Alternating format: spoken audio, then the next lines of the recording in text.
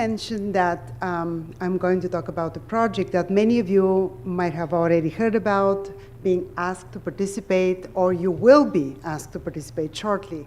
So the project is about community consultation, and it is a joint project between CAC and Integration Research West that we both, Immigration Research West, that Lori and I represent today.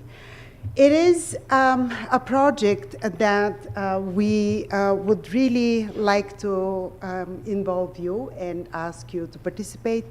And my very short presentation today will talk briefly about the purpose, the partners, the governance in the project, the participants, the processes, and the products, and what we would like you to do, and with us, of course, in collaboration, because this is all about communities. And we heard this morning from several panelists that there is a perceived and real difference between big cities and smaller centers in Alberta in terms of services, what communities are able to offer newcomers to these smaller communities. So we paid special attention to these smaller centers and what kind of services we would like to see happening or being available to newcomers in these smaller centers. So the purpose for this study really is to create an inventory of newcomers settlement services that are available in smaller cities, and Calgary and Edmonton are excluded because we already know that there is a variety of services available to newcomers in these two big centers in the province. And as we do that, as we create the inventory, we will be able to identify the gaps in these services and coordination and perhaps funding in these selected communities. We also would like to understand whether or not there's certain partnerships that already exist, or people are willing to create these LIPs that we heard this morning about, and they would like to create them, but they don't know how to, or they're in the process of informal collaboration, and we would like to be able to document that. And also, as we do that, we will determine the level of partnership, and the communities would go forward based on our particular information that we collect with them. So the partners are CAC, the Immigration Research West, and the 4 provinces as part of the Western region, and Laurie Wilkinson, Joe Garcia from Saskatchewan, University of Saskatchewan, myself from the University of Alberta, Miu Young from UBC, and the territories we haven't really done much work with them yet. We're still hoping for somebody to identify themselves. Maybe this will happen in the next day or so. And of course, Rural Development Institute in Brandon University is where all the coordination of the project happens, and Bill Ashton is the PI of the project, and we have Helen here in the audience. She came for just today to be part of our meeting today, so thank you for Helen to be present today. So what is the governance of the project? We have a project advisory panel, and the chair is Robert Weinberg, and many of you do know Robert very well. He has served in the province for many years in CAC.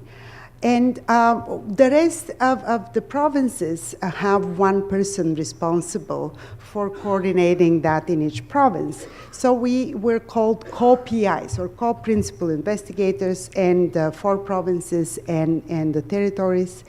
And our role, really, and I'm the person in Alberta to be in that role, to be co-principal investigator.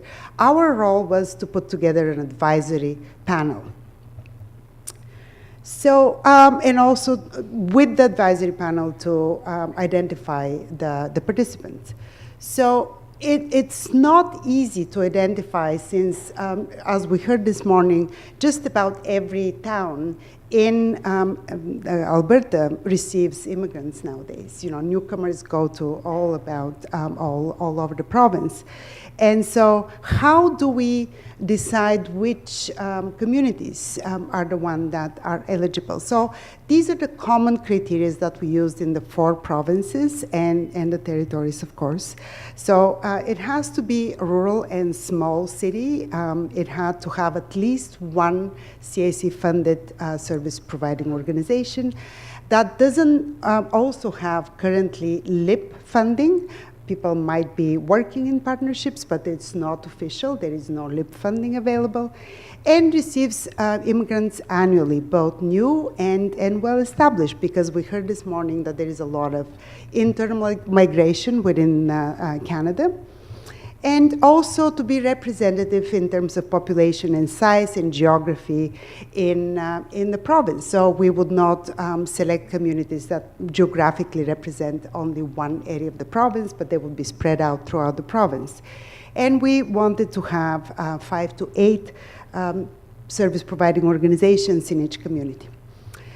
This is a very small print, and I don't expect you to be able to read it, but these are the provincial panel members, and we have representatives from all levels of government, and John and Alice and Jennifer that were panelists this morning are on the panel. We also have the biggest group, of course, is the umbrella organization representatives, and this is AAISA's representatives, and we have 3 members sitting here, and that is Sarah from.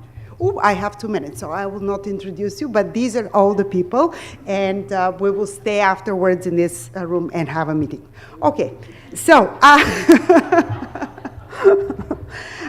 so we had to come up with about 10 communities, and so the way we approached this task is to divide the communities according to the number of newcomers per year, and we use the data from 2013. So we identified communities that receive between 100 and 250 newcomers, the next group 250, 500 newcomers, and then I don't know why this is outside of the slide, but that's okay. The last one is Wood Buffalo, and they receive about 1,000 newcomers a year. So what we have done is we have developed a work plan, and we have selected these communities, and we have our heroes here, the Edmonton Association for Immigrant, AAISA, how do you call it? I'm so bad at this abbreviation, so I'm really trying my hard. But we have Christina here with her research team, and we have conducted so far 25 interviews, and I have 1 minute.